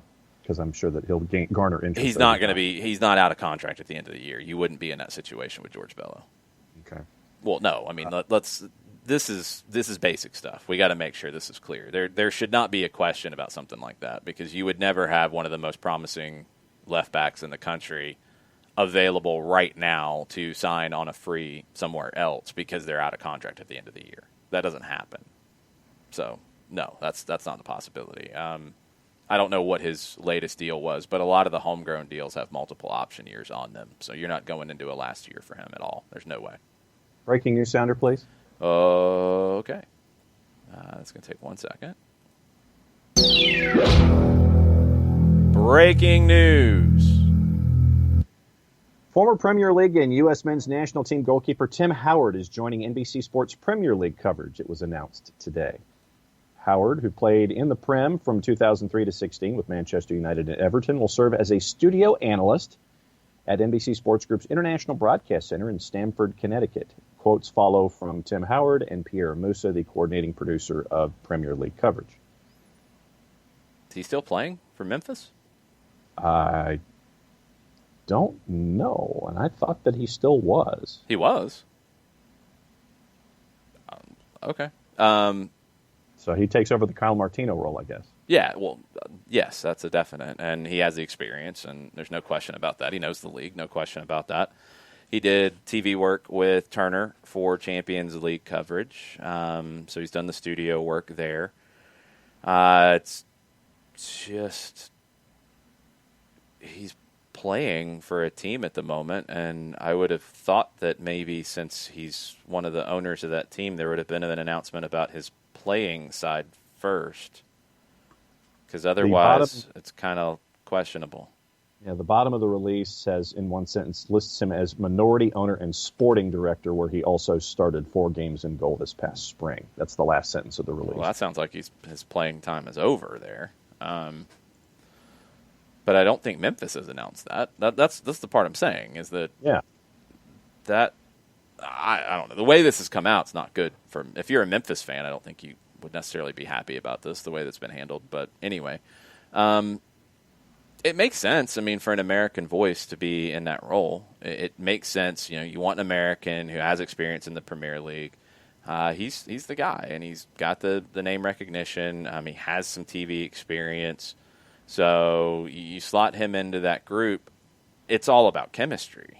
I think that's where Kyle Martino, who didn't play in the Premier League, but he had great chemistry with the people on set with him. Can Howard have that? If he does, great. If he doesn't, then it's not going to work no matter what his pedigree was as a player. He's got to build that chemistry with them. NBC says reminds us that Howard made his broadcast debut nearly 7 years ago in the booth with Arlo for Chelsea and Manchester United back around Halloween of 2013. He dropped in, commentated on Premier League matches and studio shows at NBC. Yeah, but he came in dropping into game coverage on site far more than studio, I think. I think he might have done some post-game stuff. Yeah. Different. You have people who do both, but it's a different skill set. So Teise is reporting that Diego Maradona has showed up for training for the first time at Gimnasia. Medical recommendation because he is a high-risk individual that he should stay home, but he is there, mask on. It's cold in Argentina right now. Remember, they're on the other side of the earth, so you have the whole flip of seasons. And he's wearing large goggles. Large goggles? Well, yeah. I mean, he's high risk. So he's got, he's not wearing a face shield, but he's got large, goggles on. They're not glasses. They're not prescription glasses. So he's covering his eyes. He's protecting his eyes. Okay. There you go. Okay, Ricky said in terms of Memphis, they had a goalkeeper fill in for him 2 weeks ago in a loss. So I guess they've just quietly moved on from that. He wasn't very good with Memphis this season. I mean, that's obviously the best goalkeeper in U.S. history. I think in terms of what he did for the national team, what he did in the Premier League, Brad Friedel would be in the conversation. He left the national team at a much younger age to focus on his club career. Casey Keller was great for a long period of time. Tony Meola was great at a little bit different time. Howard's the best ever in the U.S. men's national team picture. But his last year in Colorado and his games in Memphis this year were not good. Time to definitely focus on TV. Yep. Let's see. Other stuff on the Twitters this morning. Michael Head with an economics question for us. Oh, boy. I don't like economics. Well, he says, okay, here's a pessimistic question. How long can the league survive without fans in Stadia? No idea. Not years, which nobody's expecting that. I mean, even to the point that this came out, and I need to get a little more information on it. Derek Ray had this morning out of Build, and Bernd, if you're still hanging out, I think you are, please let me know any more details on this. Build is the first to report that RB Leipzig is planning to have 8,400 fans in attendance at their Bundesliga opener against Mainz after a provisional sign-off by the local health office. That'd be around a third of their season ticket holders, only residents of the local town. No away fans would be allowed, in line with the DFL concept. But interestingly, and this is the part that I'm confused on, the Leipzig plan goes against what federal and state government spelled out last week, that there would be no fans at Bundesliga games at least through October. Bild said that it's contingent upon cases remaining low in Sachsen, which is the local community. So I don't know how they're doing it if the federal and state government said no fans until October. So that's confusing to me, but that tells you that having fans back in the building is an important part of the economics. In MLS, it's even more important. I don't know, because I don't know the overall deep pockets of all the ownership in the league, and that's what it's going to come down to in an MLS structure, because it is all for one for all. You are losing money on Soccer United marketing right now because there's nothing to market in terms of Mexican national team games, U.S. national team games, et cetera, et cetera. That's hurting you. You don't have fans in the stands. You're getting some TV money. You're trying to fulfill sponsorships as best you can with those TV games, which is helping. But not having the game day revenue is brutal. How long can you do it? As long as the owners want to, basically, because this league, when it was founded, and you do still have some of these folks involved in the league, they knew it was a long-term investment. Now, I think the long-term investment days were seen as in the past now, and we've seen teams sell for large amounts. We've seen great returns on those investments. And we've seen from the Forbes estimates that the league lost on league stuff around $100 million in 2019, reportedly, and that's estimating things. We don't know how much was made through Soccer United marketing to offset that, but maybe they made money, including the Soccer United marketing money, or any other revenues that weren't included in this, but not a ton. You're going to have a step back to the old days of right now what you're putting in is an investment. And you're going to have capital calls, and you're going to have to do those things. How long do you want to do those things? Don't know. But you're going to continue to see a push for fans in the stands because of the economic pressures. If you're seeing it with RB Leipzig and you've seen the push in every other country in the world, you're going to want to do these things to get there. Byrne chimes in on the Leipzig situation. I think there are 3 teams that fight the general recommendation of the Federal Health Ministry Council on a state level. Leipzig is one of them because their state, Sachsen, has been more lenient with its regulations. It's complicated politically. Thank you, Byrne. I hate complicated politics. You're going to have to get fans in the stands sooner rather than later to make the economics work. There's just no way around it. But I think most people are hopeful of that happening in 2021.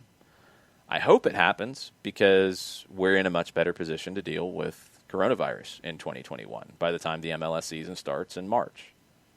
I hope it's not because we're just tired of dealing with it and we have to get people in the building to keep things open. I hope that we're in a better position. I hope that we're further along with vaccine, with treatment, with everything. I really hope we are. But the economics do factor into this. That's why there's all this pressure. Cairo has a tactical thought this morning. Hold that one. I need your take on Ricky Ricardo's question. Worst player relations right now, Barcelona or the Jacksonville Jaguars? Barcelona. Worse than the Jaguars, who just dropped Fournette? Fournette is just like, boom. Yeah, get out. Well, because the reason I said Barcelona is because of bulk. No, it's not because of bulk. There's only one. No, the player relations and also the notion of Messi being all-timer, all-time. Yeah, it's not bulk. I don't think it's bulk because moving on from guys who are 32, 33, 34, they should have done that already. So, I mean, moving on from Rakitic and Vidal and probably Suarez, you needed to do that. That's not bad moves. Dealing with Messi the way you're dealing with him is bad.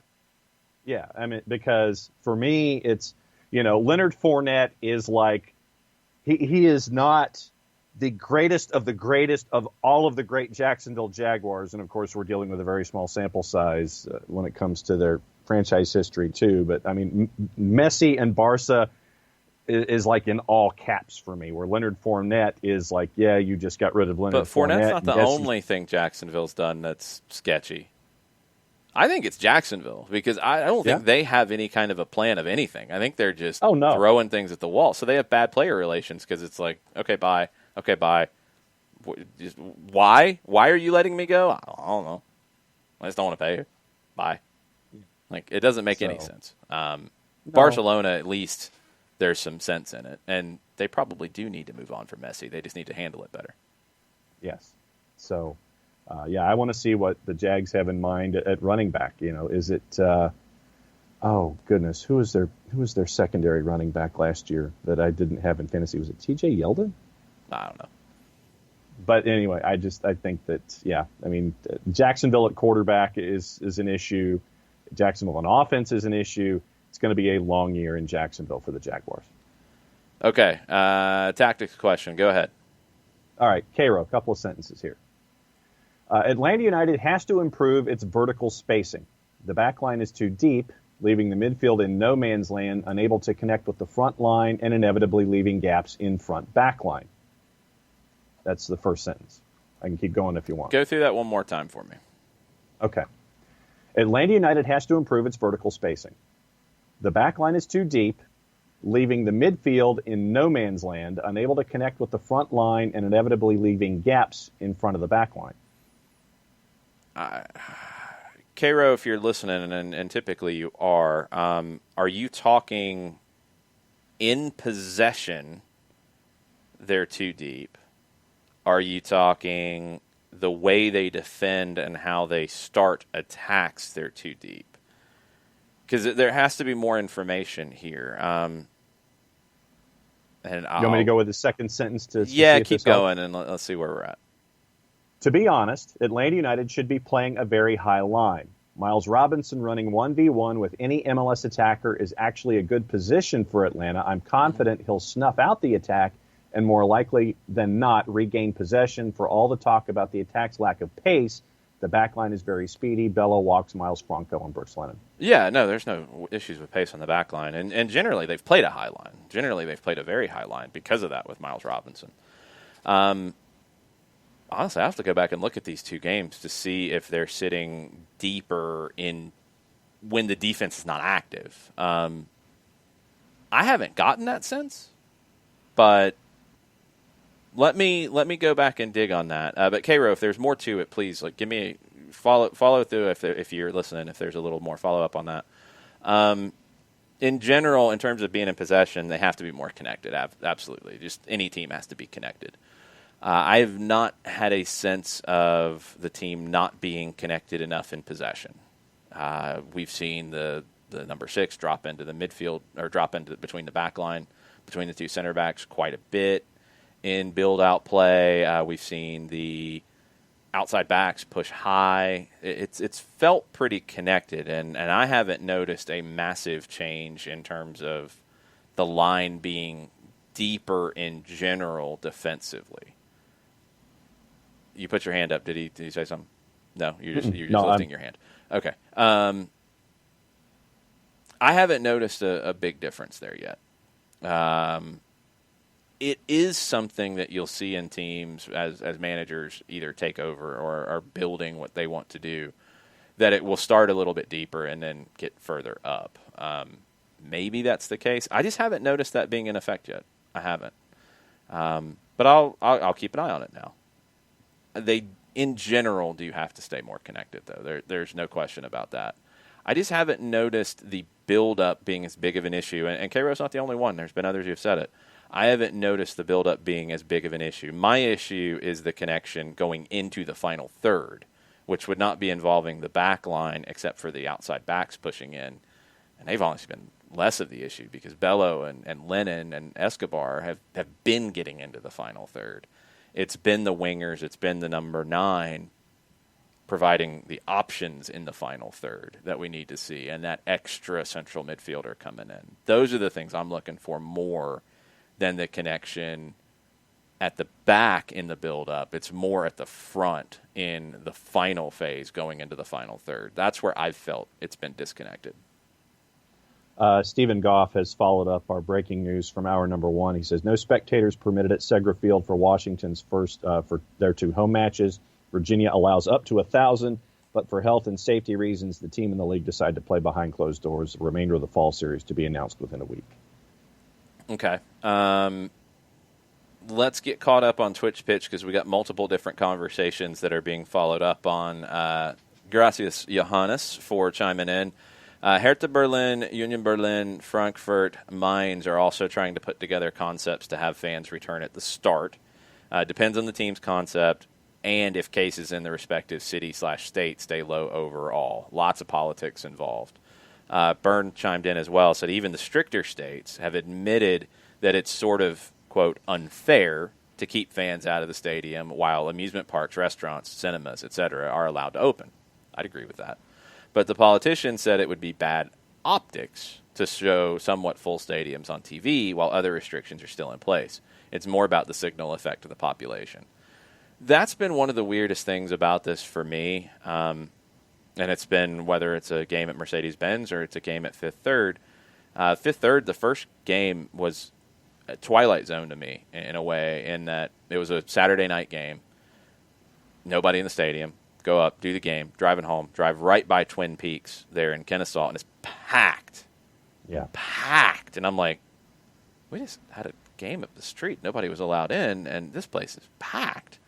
And this place would be more of an issue in terms of, ventilation, and it's inside, not outside. And like, it's just, like, that stuff's weird. I mean, what Byrne is saying that, stricter states saying that it's kind of unfair, like, yeah, it's weird. And when you get the economic pressures factored in, it's been the same when I've left Mercedes-Benz after games. You drive by somewhere and it's packed and there's a line of people waiting to get in somewhere, and it's just, what? Yeah. And look, I don't know, but the signal effect is a huge aspect of this, because it's one thing you're not seeing the local bar or local nightclub. You're not seeing that on TV, but you are seeing a soccer match or a football game on TV. And if there are a bunch of people in the stands, it is a signal effect. It is. But economically, is it fair? No, it's not. So how do you handle that? I don't know. But this is going to come up more and more because now you're about to start seeing in this country things start to get pushed. I mean, college football depends on the team, depends on the school. Some are saying 25, I think, is the most I've heard for attendance, 25,000 in some different places. LSU might be higher. Okay. Depends on what phase they're in in the state of Louisiana. So maybe a little higher. We'll say 30. We'll say 35. That might be the highest. There have also been some who say they're not going to have fans in the stands at the beginning, right? Or have they backed off of that and they're going to say that they are going to have a limited number? I've seen some that are saying that they're not going to. That's what I thought. It's in the smaller conferences, right? But most of your Power Fives are putting up some kind of percentage. Okay, so that's about to happen. NFL, well, high school, a little different. I'm talking more the profile because we're getting into that signal issue. Okay. High school is a different issue where it feels like there's really not a whole lot of oversight in that, right? It's being left up to each individual school/school system, and you're dealing with percentages, and once again, how much of the experience is going to be there. Visitors, how much of that's going to be there. But literally, it is a case-by-case, school-by-school basis. You're also dealing with areas that maybe don't have as much of an issue, outside of urban areas. So, I mean, you're dealing with smaller communities. Different conversation. We'll leave that one to the side. Right. So you're about to have college football. You have some college football right now. You're about to have some more major programs with 20 to 30,000 in the stands. NFL, you've got some that are saying no fans in the stands for the first month. That's the deal here in Atlanta. And then what? Because you're going to have fans in Athens. You're going to have fans in Atlanta at Georgia Tech. You're going to have fans all over around you. Some NFL teams have talked about having fans at the beginning, right? Mm-hmm. I don't think it's a whole lot. I think most are opting to be slower with it than college is. But once that door's open in major sports here, and it sounds like college football is really going to be the one that kicks the door open, can you stop the others? I don't know. That's the tough question. I didn't ask should you. Can you? Can you? That's the gazillion-dollar question here. And I don't know if you can. Because of everything that's in play in all these different lanes of traffic that we talked about, economics and local government and all these different things that are in play here. Can you? I don't think so. I don't think you can. I don't think you can sell that one. I just don't think you can, and I don't think the teams can, even if they want to be conservative with it, if they can hold it back at that point. Yeah. I don't know. One other element of the economics is additional sponsors on shirts. Something that's come up in the Twitch pitch. Look, I don't care because I understand the economic issues right now, and if that means you got to have extra sleeve sponsors don't bother me a bit. If that means you need to have a sponsor on the shorts, fine. Those are a little, socks are fine. Socks don't bother me a bit. The shorts can be a little more of an issue because it looks a little different, but fine. The back of the shirt under the number, I have no problem with that if you want to go down that direction. There's a limit that it starts to look gaudy, but also if it looks gaudy, that means you're bringing in more money, right? Yeah. And if you're not bringing in money through ticket sales, you got to bring in money somehow. So I'm not necessarily against it. I'd like to see, once you're able to have fans, dial that back. But if you're signing deals with people, you'd like to sign multiple-year deals. So you need to have some flexibility in this. El Mataflow has a good point, though. The one that gets me is the short sponsors around the groin. Universitario in Peru had shorts with CPP above the groin 2 years ago. I know it's not a good translation, but that is far past the line. Yeah, there are some definite limitations. Okay, so then let me ask you this. Oh, no. From what? No. Just it's like, what is your limit? I mean, Liga MX has a lot of them on the shoulders and the sleeves and crest positions and things like that, and back of the jersey. Is there a league that you watch that you're like, that's too much? Liga MX is one for some teams. Defensa y Justicia has like 12, I think. I think in MLS the bar is probably a little bit lower because the United States sports fan is not necessarily accustomed to seeing it in a team sports environment, although a lot of them have watched NASCAR or Formula One and see a bunch of sponsors on a car, and it doesn't seem to affect it. Right. Or in a golf tournament, see sponsors on a hat, on a shirt, on a bag, and it doesn't seem to affect it. But there's a pushback, right or wrong.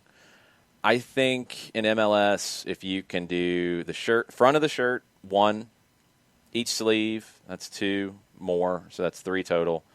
Back of the shirt, depending on your design, if it's above the number, below the number, however you want to do your name. Some teams, and everybody's Adidas here, so everybody's above the numbers, but you see in some leagues where they'll do the name below the numbers and they'll put the sponsor above the numbers, wherever, above or below the numbers. That's a 4th one. 1 on the shorts, 1 on the socks. 6, I think, is the most you can get to and not make it look too crazy. Okay. Because, I mean, for me, I don't know, maybe it is my NASCAR lack of sensibilities, but I just look at it this way.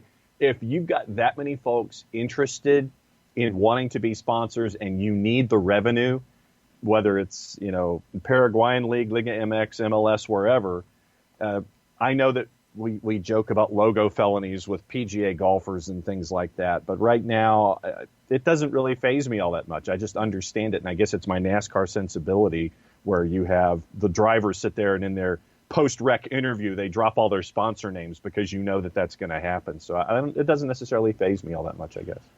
No, and right now I don't care. I would be fine if you had those 6 opportunities in general, for good. If you wanted to push back on the shorts one, okay, fine. That would be one that I'd be okay if you said, nah, let's not do that one in the long term. But if you had all those available in general, that's fine by me. Right now, if you have to have more, have more. I really don't care at the moment. I want to see these teams be okay and see the money come in so the players get paid, so staffs get paid, so everything keeps functioning. And if that means right now, instead of selling tickets, you got to go out and sell a sponsorship and find a place to put a logo on the kit, do it. Yeah, fine by me. Question from Katie Weaver that I have not heard any conversation around. If Mercedes-Benz Stadium hosted people, so this could be Falcons or Atlanta United, would they have to have the roof open? And I have not heard that conversation. I haven't heard that conversation either. I don't know. I kind of wondered if that would come up in the conversation, but I don't know if they've gotten to the point that they would be comfortable having people in any format. So I don't know if that would give them more comfort in having people in. I guess that would be the question. Yeah. And maybe we'll get to that point. I don't know. Yeah. Haven't seen anything about it recently, and just going back for a cursory search, I'm not seeing anything about the roof being open with fans, although the Falcons were apparently playing a mock game at MBS with crowd noise and the roof open as just for an audio test, not just for spacing. Right. That was Friday. Yeah. Lots of talk about kits on the Twitch pitch. And look, that's something that for you guys listening on the podcast and listening, on the app, you can't. I can sit here and describe a kit to you, but that's no fun. If you want to see the links that people are talking about and you want to jump in, I think you need to go into twitch.tv/soccer down here and see that part of it, because I'm not going to do radio of a fashion show. It just doesn't work. That's Twitch specific and good stuff there. So thanks you guys on the Twitch pitch for going off into so many different directions today. It's good stuff. I like it. What else we have on Twitter that we have not touched on yet, John? Couple of things before we get into fantasy, and then you can tell me that Reggie Cannon being on my roster is not a good idea. Tafka, in our stadium discussion about NYC, he says, I understand the space limitations, but I'd have liked to have seen a 40,000-seater for an NYC stadium. That market can do it easily when your club gets its own digs. I totally agree. I think it was space limitations. I also think it was starting with a specific size. I think as we've seen some stadiums, you can add if you go up higher. Yeah. And if I remember right from some of the designs I saw, I think that could be a possibility here. There's not a lot of space to go wider. I think you'd have to go up high, and you'd have a La Bombonera kind of effect like at Boca Juniors. Although now it looks like they're actually trying to go wider, like that one side that is just straight up with boxes. Looks like that's going to be built out if they can get it done, and who knows what the timeline's looking like, where that would get built out and it'd look like more of a traditional stadium, which would lose a little bit of the effect. So I don't know if it's necessarily a great thing, but it would increase the seating, which would increase money. Let's see. El Mataflo has posted a picture of that CPP on the shorts in the Twitter timeline. The ideal spot. Yeah, pretty much. Nathan Pugh about the Spurs series. He says, I clearly missed the part with Eric Dyer playing at Sporting. Perhaps 6 a.m. is a little too early in the morning for viewing. Yeah, he came up at Sporting. That's when he started his career there. So I knew it. I'd kind of forgotten a little bit, and then I saw somebody talking about, like, his Portuguese is really good. Well, he grew up in Portugal, and he played for a Portuguese club. So there you go.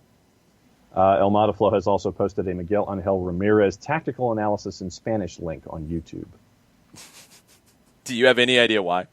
No, I don't. So you could have left that out and not confused people because, again, on Twitch, it was something that Mataflo said would be a manager that he would like to see considered. And I said I'd have to dig a little bit deeper into his tactics. I haven't watched Independiente del Valle in close detail because I haven't had as much of an ability to.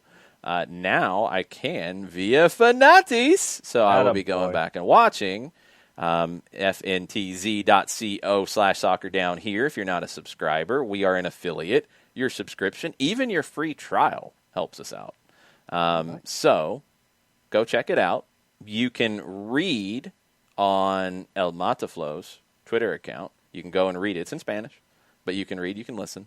The tactical breakdown of how he approaches games, and then you can check the schedule and see when Independiente del Valle is on Goal TV, and you can watch in English or Spanish on Fanatis. And if you sign up for Fanatis, you can even go back and watch some of their most recent games because they archive these. So very, very cool stuff. I will be digging into that Mataflo. I think in general, when you look at somebody like Miguel Angel Ramirez, he is 35, so he's very young at Independiente del Valle. He has been with the club since summer of 18, started in the academy, took over the first team. He started in Spain as a youth coach. This is his first managerial gig. That's not the profile we've seen hired before. Doesn't mean you can't hire it here, just saying. Stylistically, sounds like he'd be a really good fit. I just wonder, looking at his background, if he would be ready for a job, because we've seen this happen with managers before. And this is going to come down to the individual, and it's stuff that I wouldn't know because I haven't talked to him. But there's a difference between being a youth coach at Alaves, at Las Palmas, going into the academy at Independiente del Valle, then taking over a team that is generally going to have a ton of young talent and bring young talent through and then sell them on, then coming into a club like an Atlanta United and dealing with a personality like a Pity Martinez, dealing with veteran players like a Jeff Lorenowitz, like a Brad Kazan, dealing with older, more established players. Some managers make that transition, some don't. I'd be curious to see what his next step is, whether it's in Atlanta United or whether it's somewhere else.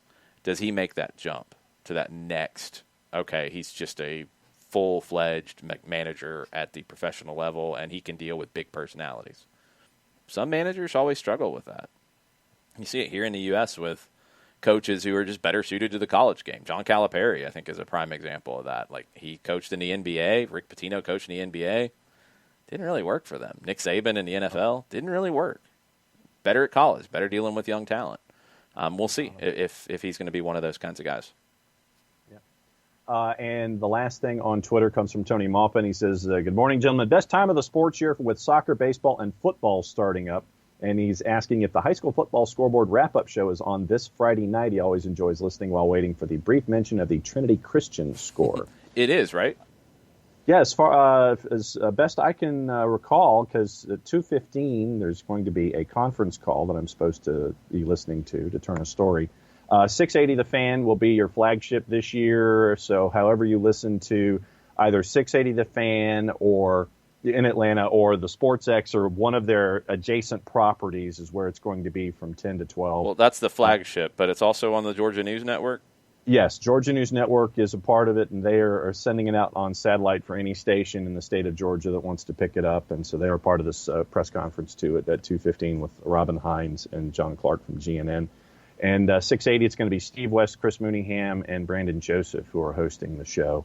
And Trinity Christian, I want to say Trinity Christian is the school in Dublin whose head coach is married to the actress who was the lead in Facing the Giants, I think, if I remember correctly.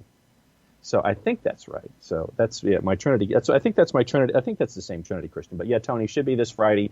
It's good. It's going to be good to get the season underway and see how things are. But business is picking up. Quoting old JR. So it's going to be fun. So fantasy.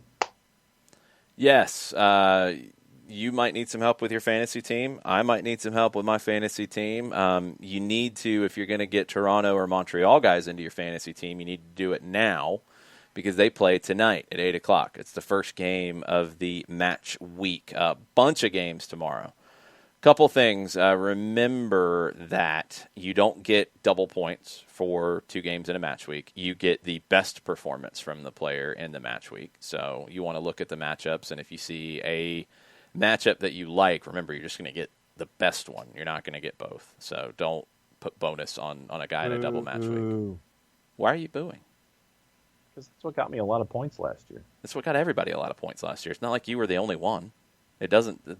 Changing this doesn't change anything. It actually makes it a little more strategic.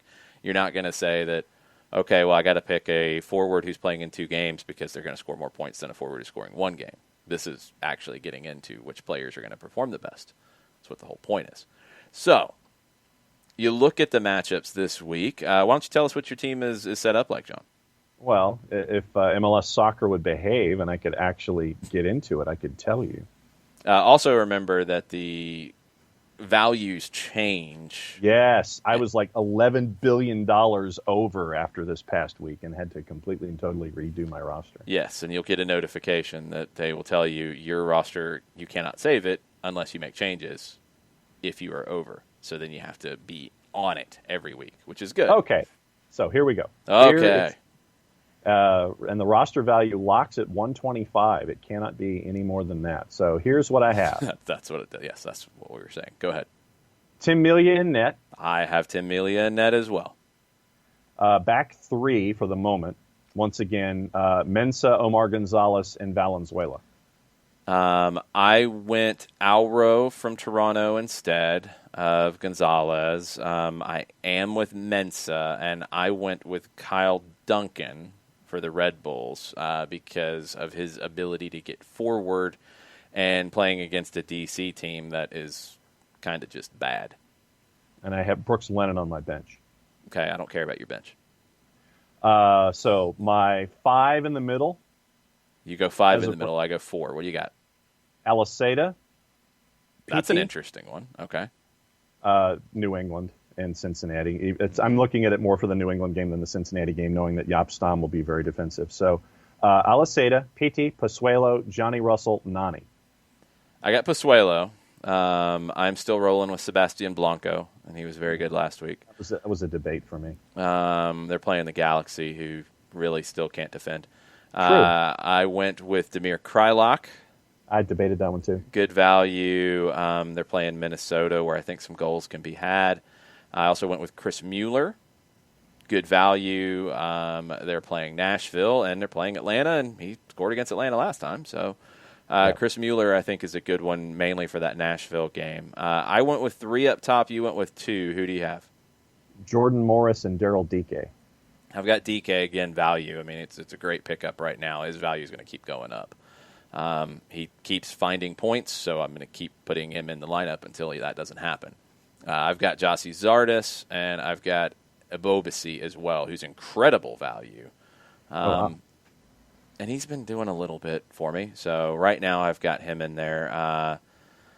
He's the one that I'm kind of like, okay, let's see, do I change him out? Because I've got some ability to make a change there. And I look at forwards available, and I look at numbers, and it's like, Pavone for the Galaxy is somewhat interesting. Let me actually tweak this to last 3 average, which is what you can look at to see who's really killing it at the moment. Raul Ruidiaz, but he went off at halftime of the last match, so I'm a little concerned. That's why I didn't bring him back this week. Albert Ellis, playing Minnesota and Kansas City. Considering it. Shabilko, playing Red Bulls and Columbus, I think 2 good defensive teams, so I don't know if he has the same level of point total that he has had in the last 3. Corey Baird was really interesting because he's been good lately, and I'm still debating it a little bit with him. Julian Carranza, good average from the last 2, but also all of that was against Orlando, and he didn't do anything against Nashville, so I'm not quite where he's going to be yet. Gustavo Bo, New England's still kind of trying to piece this together, so I don't know how much I believe in him at the moment. The Cobra in Dallas, only 1 game this week, so he's only got 1 chance to have a good day, and it's against Kansas City, which did give up a bunch of goals to Houston, so maybe. Then Dwyer's listed and Vela's listed, no. Joseph is listed, no. Diego Rossi, Teal Bunbury, Tuahine. I mean, you're getting into, like, really stretching it. Jordan Morris would be the other one that I'm like, can he continue this against RSL or Portland? He's found goals against them. You know, I'm talking myself into it, so I'm going to make that change right now. Jordan Morris instead of Ebobisse. And I captained Pisuelo. I've actually captained Damir Kreilach, which I might be the only one who has that. So I'm hoping to catch some people on that one. I need Damir Kreilach to have a big game in one of his next 2. Another crane kick. Oh, my goodness. I'd be fine. If I get bonus points for crane kicks, I'd be really excited. All right. Let's get into the final things from Twitch. El Mataflow talking about sponsors and kits. Talking to you, he said, I think it depends on how it's done. I think we're fine where we are. Part of it is the logo of the sponsor. Part of it is the crowding. Absolutely. The crowding can be a pain. Yes. Defenses, like, front of the shirt's got like 3 or 4 like stacked, and it's just it's weird. Ragamuffin wants Coca-Cola, or Jason Nixon and Ragamuffin are talking about Coca-Cola as a sponsor, and they want you to take a sip from your cola with the logo facing the camera, I guess, after a goal. And, you got to do that stuff. Straight up NASCAR. Yeah, that's a NASCAR interview thing, too. So then it turned around that, I needed the Red Bull sponsorship, which, yes, if they want to start sending me cases of Red Bull and I get to pick flavors, I'm all in, and I will, do my thing. And exactly right. Do that and then bounce back. I'll do that. They want to send me. So now the question is, do you do that before you start your soundbite, or do you do that at the end as they're going away from you on camera?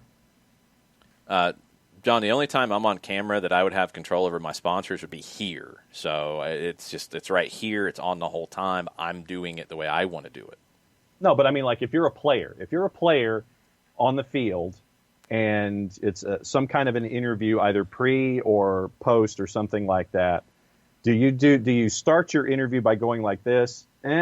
Or you mix it up. You don't do the same thing every time. You have to mix it up, so it's unpredictable. So that way, when you're done with your sound bites, they're backing away from you. You sit there and you toast and salute, and then you're good. Chris Ashley says no butt flap sponsors. I didn't need that mental image. It's not that bad. Katie Weaver wants Pasta Boat to sponsor your sleeves. Hey, I'm for it. What does a Pasta Boat logo look like anyway? It would probably. Oh, It's probably really cheesy and like made on TV pasta boat. Well, it is probably it is one of those, like Ron Popeil kind of things. One of those. What's the flex fill? One of those over the top kind of commercials where if 1-800 pasta boat. I think they have a pasta boat commercial like that because I think I've seen it. That's one other reason why I was very disgusted by your pasta boat support. And you can get them on Amazon. Lots of talk about the roof being open at MBS. I'd love to see it open more too. It was so funny because everybody was so excited about having the roof open all the time, and then they had it open for a game, and everybody complained about it being too hot, and then nobody wanted it open, period. And now it's back to everybody wants it open again. I like it open. I don't care if it's hot. It's fine. I think the time that it was so hot, the problem was, because this is when they were working on the roof and the mechanisms for it, it had been closed for a while, and they opened it. It was open all week because they were working on it. So it got hot and muggy in the stadium because it had been open all week. Normally, you would open it like 120 minutes or 90 minutes before the game. Yeah. So it would still be cooler inside. I'd be completely happy if they opened it more. And I don't know what their limitations are in terms of when it's open, when it's not open, what the temperature numbers are. If they broadened that a little bit, it's cold. Cool. I'll wear a jacket. Yeah. I usually wear a jacket in there anyway because our booth is so cold all the time. I'm in July wearing a jacket because it's cold. Yeah, and I mean, we went to the Miami Dolphins game, that preseason game, and the roof was open, and it was really nice. And I mean, if the weather's conducive for it, and you're not dripping with sweat or anything, and it's comfortable, zero issue. And I'd love to see the roof open more. You have the option now when it is dripping, and in the summer sometimes it will be, to keep the roof closed. But I'd like to see a broader range of, okay, it's a little cold, okay, it's a little hot, roof's still open. Yeah. Instead of being a more narrow range of, okay, the weather has to be really perfect for it to be open. Let's broaden it a little bit. I'd be okay with that. Yeah. A lot of talk about, separating people and finding a way to keep it, comfortable with the protocols, with social distancing, with masks. That's going to be the trade-off, and it's been the trade-off for this whole time, and people don't want to see it, that if everybody wears masks, you can do more things with more people in places because you're being smarter and safer. If people don't want to wear masks, you can't. So if people wear masks consistently and don't take them off when they get inside because they want to be very anti-authority, then you could have people in the building. And if you have to wear a mask outside of when you're eating or drinking, or even if you want to create eating or drinking areas where people do that, that can't be crowded to a certain degree, fine. And if you're in the stands, if you're in the bowl, you have to have a mask on, fine. We can come up with these things if we'll stop being so obstinate with our arguing about it to where we don't want to listen to anything. Masks would help all of it if people would just put them on. That's all. Yes. Breaking news sounder, please. Okay, could have said something differently to make me play that. Breaking news. Minnesota United announced today the club has signed attacking midfielder Emmanuel Reynoso via transfer from Boca Juniors of the Argentine Superliga to a designated player contract. The Argentine will join the club pending receipt of his P1 visa and ITC and will occupy an international spot on Minnesota's roster, quoting Adrian Heath. It's been a long, drawn-out process, but we're finally glad we've got it over the line. We feel as though we've got one of the best players in the league, quotes continue. I'm intrigued to see if that's the case. I think that might be a little bit of an exaggeration. I know some people are very, very high on Reynoso. I'm a little more wait and see, just a little bit. I think he'll be good, but I don't know if he's one of the best players in the league. I'm going to slow down on that one a little bit. We'll see. It's something that they haven't had. A playmaker. Molino's not a traditional playmaker. Now, what they do with him, I want to see how that works out. He gives them a different element.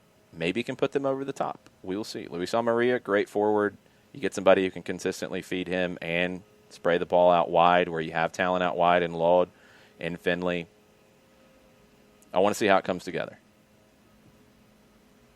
And Chris Hutchison has dropped in. We talked about it briefly yesterday, the note from Fox Sports about how ratings have changed out of home. Axios now has an article out where they're looking at the ratings measurements, and the changes could help boost viewership numbers for sports and programming typically viewed outside of home, including bars, restaurants, and workplaces. So that viewing is included as well as the mobile devices. Okay, cool. I'll be intrigued to see where sports ratings go. I think they'll go up. Yeah. Fairly large, although maybe not quite as large right now because you're not having a lot of that bar and public viewing at the moment. But the streaming side for soccer specifically will bump it higher than people have thought. I think. We'll see how the numbers play out. That's my understanding. That's my gut feeling. We'll see if that's actually accurate. Maybe I'll be wrong like I'll be wrong on Reynoso. So we'll find out. Okay, people are very excited about Auburn now, which is not good. Uncle, I liked you. I was happy you joined us. Now you're shouting out Auburn in the Twitch pitch. War Eagle. You're not even. Like I'm married into it. It's a social experiment for me when I do that. Something like that. Nix is there too. I'm an all-in in law. Domer. I don't think Domer's with us this morning, but anyway. Here comes the SEC. Yeah, no, I can live with it. I'll just talk trash. See, Gwen's barking at you because Gwen represents the right team. What I'm saying is not Mississippi State. I'll tell you that much. Copycats. Egg Bowl this year is going to be interesting. That's all I can say. Smash eggs on those fools too. All right, man. A lot of talk about Auburn. This is upsetting. Wow. What is going on at Auburn, by the way? I don't know. Lots of fantasy talk. Ricky Ricardo has the fantasy lineup of Quentin Westberg in goal, Mavinga, Tennerholm, Butner in the back line, Pozuelo, Gregish, Blanco, Zelarayan in the midfield, Rui Diaz, Morris, and Bo up front. Rui Diaz is the one that I have the issue. Ricky, I used to be like this where you can't pick players who go against your team in fantasy. I've had that before. I'm trying not to be that right now. I'm trying to open my thinking a little bit. And I'm going for them against Nashville, not against Atlanta. I'm just saying. The SEC on CBS kickoff times were announced this hour. That's what folks are fired up about. Well, no, people were actually just talking about their fandom. But okay, I guess kickoff times have been announced as well. Yep, for the SEC on CBS, yes, they have. Okay. Is that exciting? Is this good? Alabama is on 3 times in these 7 games. Shocking. Georgia is on twice. That's fine. LSU is on 3 times. Yeah, that's about right. Mississippi starts September 26th, Mississippi State, LSU. October 3rd, A&M and Alabama. October 10th, there has been no mention. The 17th, UGA and Alabama. October 31st, LSU at Auburn. November 7 is the cocktail party. November 14th, Bama and LSU. And December 19th, the SEC championship game, time to be determined. Uncle says you need a sponsor of Morton Salt. Uncle's back on my good side with that one. There we go. Yeah, it's Just good stuff. sit there. I would do the absolute pause. And this brought to you by Morton Salt. Bring it into frame. Bang. Then you'd have to put it on something and eat it, though. No, that'd be part put of the it on sponsorship. something, and then all of a sudden, and it'd be out of frame. You'd do the fake thing, yeah. You'd act like you ate it, but you'd throw it over your shoulder somehow, or drop it on the floor, and yeah, that's what you. Oh yeah, absolutely would pour it out of frame and sit there and say, "Ooh, look at this," and then absolutely. Not cool. Burns says, totally, roof needs to be open. Talking about Mercedes-Benz. They need more wind somehow. Take out the glass panels on both ends during the pandemic only. That'd be interesting if you could create where that could actually open. I don't know how much design elements and architecture you'd have to do. You couldn't do it easily. I know that much because I've heard that was a very difficult process with those panels. A lot more difficult than you would think. So if it was a way to do it, it'd be pretty cool to really make it more open air. But I don't know if it's actually possible. I would like to see the roof open more, so hopefully that can happen eventually. I am not a river guy, Ricardo. I'm really not. If I have to pick one or the other between Boca and River, I'm going to pick Boca because of Maradona. But Reynoso hasn't wowed me yet, and maybe I'm being unfair. He just hasn't. We've got some Tennessee people. Chris Ashley in the chat now. Joe Bost is with me on Georgia. Thank you, Joe. Uncle says Auburn fans don't really care too much about hating Georgia. We hate Bama too much to care. That's accurate. I can buy that. I'm weird in that, and a lot of it's like my time being a Georgia fan, and Gwen's with me. We've talked about this many times. I hate Tennessee more than anybody. Sorry, Chris Ashley. I despise Tennessee, and part of it is because Gwen really hates Tennessee. Wow. It's because Tennessee beat Georgia so many times, so often when I was in school at Georgia and before that. So I can't stand Tennessee. I have more ill will towards Tennessee than I do towards Auburn or towards South Carolina or towards Georgia Tech or towards Florida, for that matter, because Georgia has a rivalry game every other game because we hate everybody and everybody hates us, I guess. True. But Tennessee's the one that makes me the most angry. And yes, boo to you, Chris Ashley. Boo. It's all Peyton Manning's fault. Can't stand that guy. Well, all you really have to do to Chris Ashley is remind him of the meeting of Herschel Walker and Bill Bates. That's like before our times, so no, that one doesn't apply anymore. It'd be Veron Haynes. Hobnail Boot, yeah, yes. Of course. Yes, and it would be the game in Athens where, and this is what Gwen's talking about right now, and when Georgia finally snapped that streak, and it was a great day in downtown Athens when Georgia finally beat Tennessee at home, and it was like going in, and game day's coming the next week, and I don't remember who they were playing. I have no idea who was playing the next week, but game day's coming. Georgia's like number 3 in the country, and then they lost. Michael Head agrees on opening the roof more. However, since there is no air movement in MBS, it does get stuffy above 85. Yeah. Would love for the stadium to have a published guideline that states from temperature X to Y the roof is open, and War Eagle. Yeah, sorry, Ricky. Sorry. Joe is correct. Gwen obviously hates Tennessee, and that's 100% accurate. Really hates Tennessee. Fired up. Ricky, good grief, Gwen. That's true. Wow. He's riled up this morning. Started talking about Tennessee, and forget it. It gets out of control.